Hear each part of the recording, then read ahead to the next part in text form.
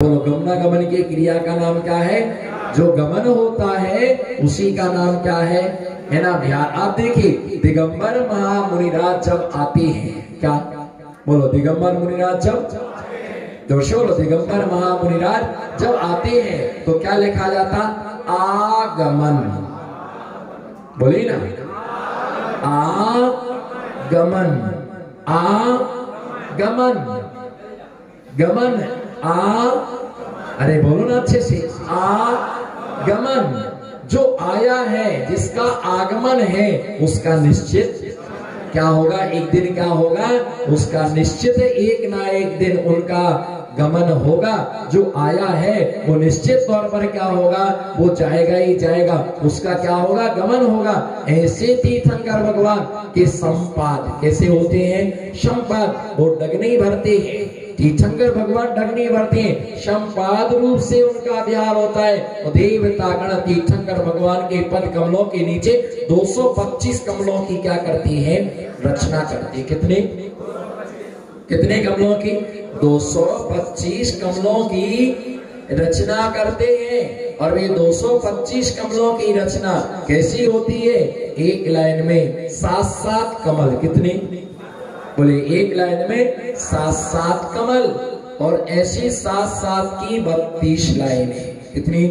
एक लाइन में 7-7 कमल और 7-7 की 32 लाइनें। 32 सत्ते 224, 32 सत्ते 224। और एक कमल क्या होता है?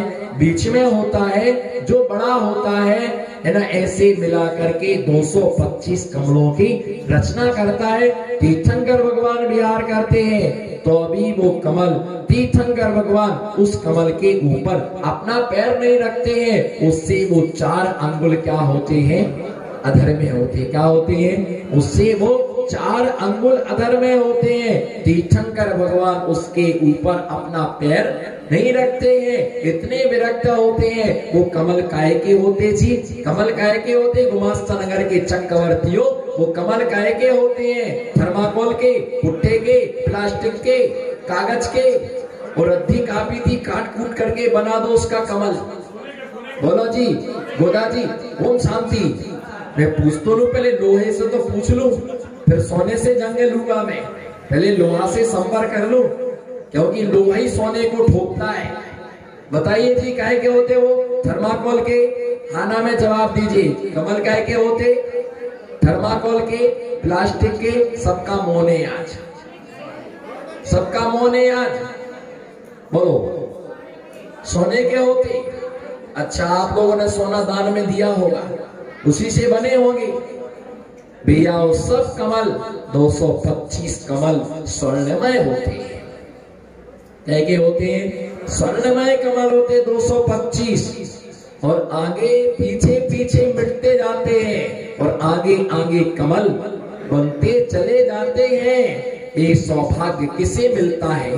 कमल रचना करने का सौभाग्य किसे मिलता है? बोलिए, गुमास्ता नगर के चैतन्य आत्माओं, किसे मिलता है सौभाग्य? बोलो, हे गुरुवर, प्यारे प्यारे गुरुवर, अच्छे अच्छे गुरुवर, इस स्वर्ण कमल रचना करने का सौभाग्य किसे मिलता है?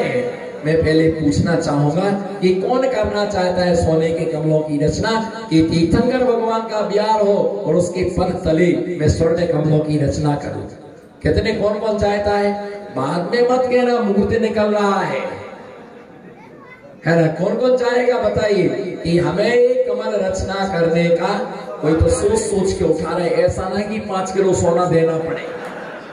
और ये तो बिल्कुल चिंता ही में डूब गए बेचारे, उनसे तो हाथ उठा के ही नीचे कर लिया। कभी कभी आने वालों की ऐसी दशा होती है। बोलिए, कौन कौन चाहता है कि हमें? कहीं ने तो दोनों हाथ उठा दिए। विनय जी ने तो ऐसे हाथ उठा दिए जैसे कल ही हमको जाना हो। अरे भैया, ये सौभाग्य कौन नहीं चाहेगा? बोलो, ये सौभाग्य कौन नहीं चाहेगा? लेकिन एक कमल रचना करने का सौभाग्य किसे मिलता है? है ना दिगंबर महामुनिराज की आगमन पर जो अपने दरवाजे पर है ना सुंदर सी रंगोली बनाता है, आगामी काल में उसके लिए स्वर्ण कमलों की रचना करने का सौभाग्य उसे प्राप्त होता है। जो सौभाग्य समझता है हमारे दरवाजे से मुनिराज निकल रहे हैं, चलो रंग बिरंगा हम एक है ना रंगोली बनाएंगे, और जो अपने दरवाजे से निकलने वाले मुनिराज का पाद प्रक्षालन करता है ना थाली रखता है और थाली में पाद प्रक्षालन करता है, उस व्यक्ति के लिए आगामी काल में स्वर्ण कमलों की रचना करने का सौभाग्य प्राप्त होता है। एक थाली में पाद प्रक्षालन करने वाले को 225 कमलों की रचना करने का सौभाग्य मिलता है। इसलिए ज्यादा इतराओ मत, गुमास्ता नगर की आत्माओं इतराओ मत। मैं आपके लिए स्पष्ट कह रहा हूं, ज्यादा इतराओ मत। आज तुम्हारा इतना पुण्य है कि मंदिर की दरवाजे पर तुम्हारा घर बना हुआ, मंदिर के सामने तुम्हारा घर बना हुआ है, मंदिर के आजू बाजू में जहां से मुनिराज दिन रात निकलते हैं, दो चार बार दिन में निकलते हैं। अगर कहीं तुम्हारा घर 1-2 किलोमीटर 3 किलोमीटर इंटीरियर में होता, सिर पटक पटक करके रोते और ये कहते हैं कि गुरुवर एक आध बार मौका मिले तो एक पाद प्रक्षालन करने का मौका हमें देना, एक बार पाद प्रक्षालन करने का मौका देना, आप पधारेंगे मेरा घर धन्य हो जाएगा, मुझे ऐसा अवसर देना। कब कब ऐसा भाग होता है, सारे घर को साफ करता है, ले जाता है, श्रीफल चढ़ाता, बार बार निवेदन करता, बार बार आग्रह करता है। जब कई बार आग्रह करता तब उसको एक बार ये सौभाग्य क्या होता है, एक बार सौभाग्य प्राप्त होता है। भैया ये चरण कहाँ मिलती, गुरुओं के चरण कहाँ मिलती, कहाँ पाद प्रक्षालन करने का सौभाग्य प्राप्त होता है। इसलिए ध्यान रख करके चलना, तीर्थंकर भगवान के साथ विहार करने का सौभाग्य किसे मिलता है? बोलो, तीर्थंकर भगवान के साथ विहार करने का सौभाग्य किसे मिलता है? कौन चाहेगा कि मुझे दिगंबर मुनिराज के साथ में विहार करने का सौभाग्य मुझे प्राप्त हो? कौन कौन चलना चाहती है बताइए? सबको महाराज के साथ है ना। किसके कौन कौन महाराज तीर्थंकर भगवान के साथ? अच्छे से हाथ ऊपर करो।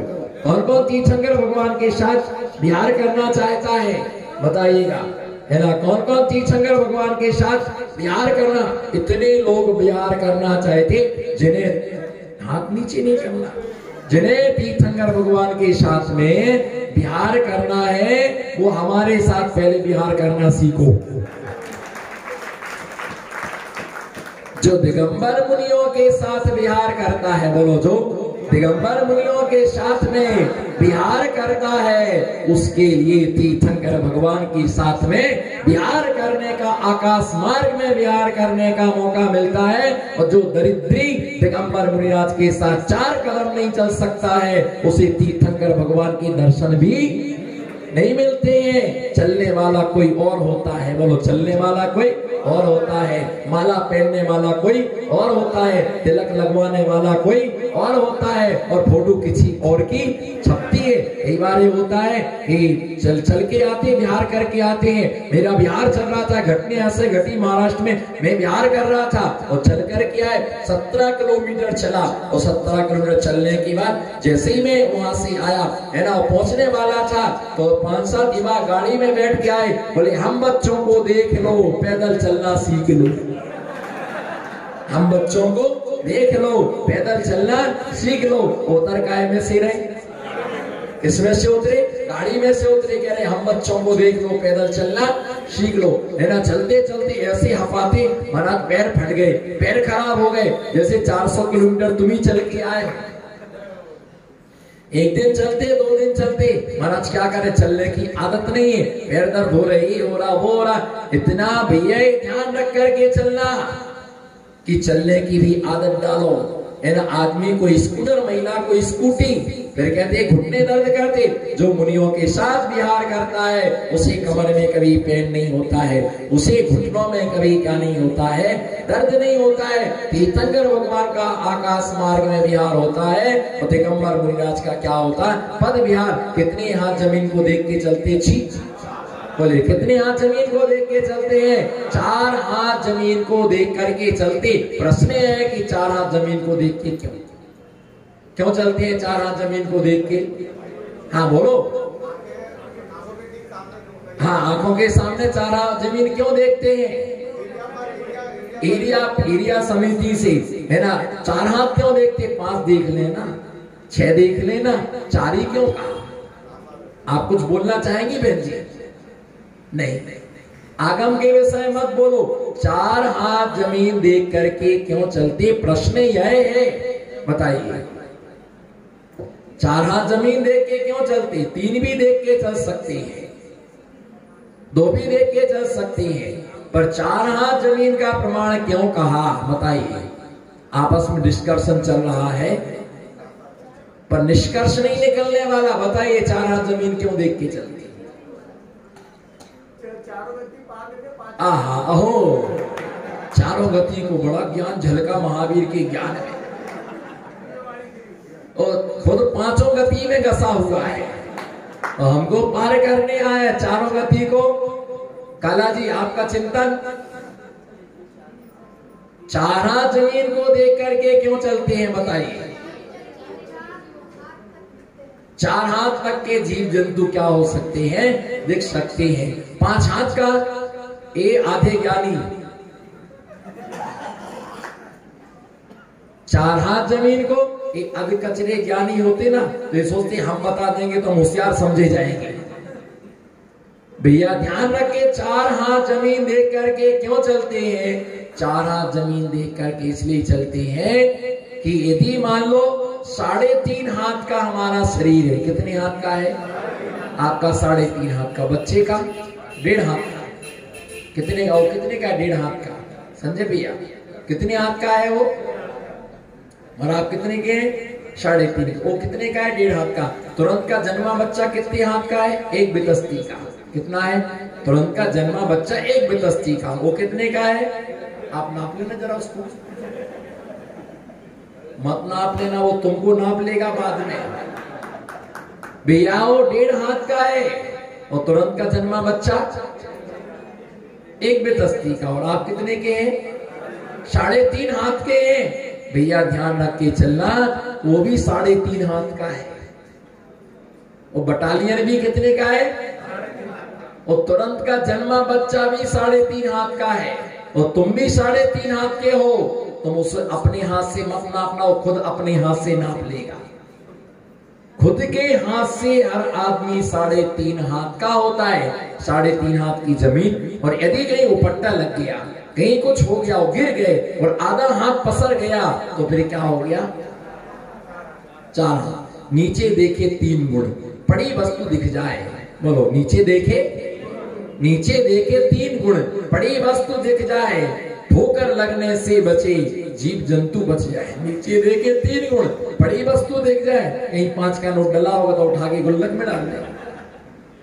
नीचे देखे 3 गुण, पड़ी वस्तु दिख जाए, ठोकर लगने से बचे, ठोकर लगने से बचे और जीव जंतु बच जाए। तो ऐसे वो मुनिराज 4 हाथ जमीन को देख करके चलते हैं। कितने हाथ जमीन को? 4 हाथ जमीन को देख करके चलते हैं। और इसी प्रकार से मुनिराजों का विहार होता है। विहार दिन में ही होता है। कब होता है? विहार दिन में होता है, रात में विहार नहीं होता है, टार्च में विहार नहीं होता है, और गाड़ी की लाइट में विहार नहीं होता है। महाराज गर्मी बहुत है, 4 बजे निकल चलो, है ना, रात शाम को देर से चलना, देर तक चलते रहना, ये ध्यान रख के चलना। दिगंबर मुनिराज, है ना, उछेला होने के बाद में विहार करता है, और उछेला समाप्त होने पर सूर्य अस्त होने के पहले विहार बंद कर देता है। मैक्सिमम सीतामढ़ साधुओं के एक्सीडेंट बहुत अधिक मात्रा में क्यों होती? उसका लॉजिक यही है कि वो रात भर चलते हैं, 3 बजे चलते हैं, 2 बजे चलते, पर दिगंबर मुनिराज रात्रि में क्या नहीं करते हैं? गमन नहीं करते, और रात्रि में उन्हें गमन करना भी नहीं चाहिए।